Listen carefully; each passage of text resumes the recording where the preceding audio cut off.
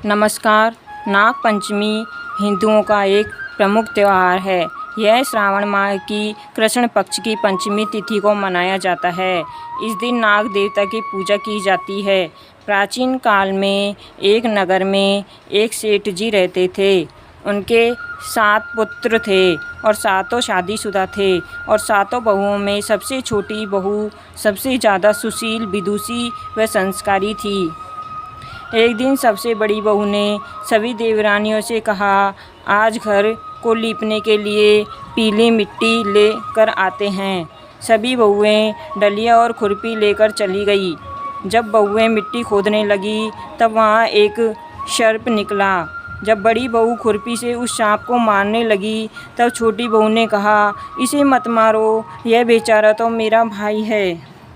यह सुनकर बड़ी बहू ने सर्प को नहीं मारा। तब सर्प एक और जाकर बैठ गया। छोटी बहू ने सर्प से कहा, आप यहाँ से जाना मत, मैं अभी आती हूँ। ऐसा कहकर छोटी बहू सर्प के लिए दूध लेने चली गई। घर पहुँचकर वो अपने कामों में लग गई और सांप को किया हुआ वादा भूल गई। अगले दिन जैसे ही उसे सांप की बात याद आई तब वह दूध लेकर उस स्थान पर पहुँची। तब उसने देखा सांप तो वहीं बैठा है। सांप को देखकर बोली, भैया मुझे माफ़ कर दो, मैं अपने कामों में लगकर आपसे किया हुआ वादा भूल गई। तब सर्प ने कहा, मुझसे झूठ बोलने के लिए मैं तुझे अभी डस लेता हूँ, लेकिन तूने मुझे भैया कहा है इसलिए मैं तुझे छोड़ रहा हूँ और आज से तू मेरी बहन हुई। तुझे जो चाहिए मांग ले। छोटी बहू बोली, भैया मेरा कोई नहीं है, मुझे एक भाई मिल गया, मुझे और कुछ नहीं चाहिए। बस जब भी मैं आपसे अपने भाई को पुकारूं तुम चले आना। कुछ दिनों बाद सावन के महीने में सेठ जी की सभी बहुएं अपने पीहर जाने लगी और छोटी बहू से बोली, तेरा तो कोई पीहर नहीं है, तू कहाँ जाएगी।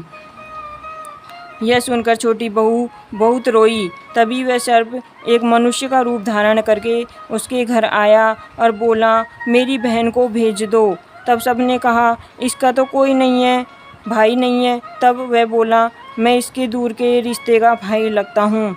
और इस तरह विश्वास दिलाने पर घर के लोगों ने छोटी बहू को उसके साथ भेज दिया। रास्ते में उसने छोटी बहू को बताया, बहन मैं तुम्हारा भाई सर्प हूँ और तुम्हें अपने साथ अपने घर नागलोक ले जाने आया हूँ।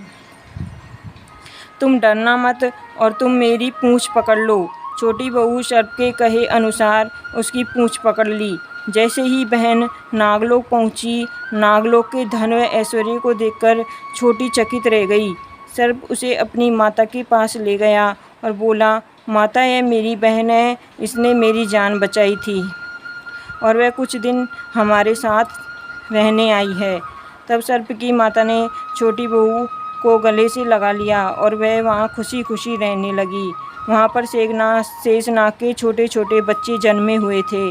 वह रोज़ देखती थी कि उनकी माँ सभी को दूध ठंडा करके घंटी बजाती। घंटी की आवाज़ सुनकर सभी बच्चे वहाँ आकर दूध पीते थे। एक दिन वह माँ से बोली, माँ आज मैं दूध ठंडा कर देती हूँ, अभी तो दूध ठंडा भी नहीं हुआ था। और छोटी बहू ने जल्दबाजी में घंटी बजा दी। घंटी की आवाज़ सुनकर छोटे छोटे सांप दौड़कर आ गए और दूध पीते ही उनके फन जल गए। तभी सभी सर्प बोले, हम इसे डसेंगे, परंतु माँ के समझाने पर बच्चे मान गए। तब उसके भाई सर्प ने और उसकी माँ ने छोटी बहू को हीरे मोती जवाहरात देकर विदा किया। इतना सारा धन दौलत देखकर बड़ी बहू बोली कि तुम्हारे भाई ने इतनी सारी दौलत दी है तो इसे झाड़ने के लिए एक सोने की झाड़ू भी दे देता। यह सुनकर सर्प ने सोने की झाड़ू भी लाकर दे दी और उसने उसकी माँ की तरफ से हीरे मोती और मणियों का हार भी दिया। उस हार की प्रशंसा सारे नगर में होने लगी। जब यह बात नगर की रानी ने सुनी तो उस हार को पहनने की इच्छा उसने राजा को बताई। राजा ने तुरंत अपने सैनिकों को वह हार लेके आने के लिए भेज दिया। राजा के डर से सेठ जी ने वह हार सैनिकों को दे दिया। इस बात से छोटी बहू बहुत दुखी हुई और अपने भाई सर्प को याद करके उसे सारी बात बताई। तब सब बोला, बहन तुम दुखी मत हो, राजा खुद तुम्हें वह हार लौटाने आएंगे। रानी ने जैसे ही वह हार पहना, वह हार सर्प बन गया और रानी ने डरकर वह हार फेंक दिया। यह देखकर राजा ने छोटी बहू को महल में बुलाया। सेठ जी खुद छोटी बहू को लेकर महल गए और राजा ने छोटी बहू से पूछा, तुमने क्या काला जादू किया है? तब छोटी बहू बोली, महाराज मुझे क्षमा करें, यह हार ऐसा ही है, यह हार मुझे मेरे भाई ने दिया है। इतनी देर में नाग वहाँ प्रकट हो गया और वह बोला, यह मेरी बहन है और यह हार मैंने मेरी बहन को दिया है। यह देखकर वहाँ सभी लोगों ने नाग देवता को प्रणाम किया, क्योंकि उस दिन पंचमी तिथि थी और उस दिन उसे नाग पंचमी का त्यौहार मनाया जाता है और तभी से सभी स्त्रियां सर्प को अपना भाई मानकर उसकी पूजा करती हैं। ये नाग देवता सभी पर अपनी कृपा बनाए रखना।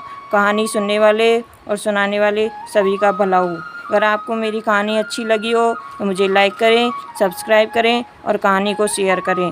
धन्यवाद। आपका दिन शुभ हो।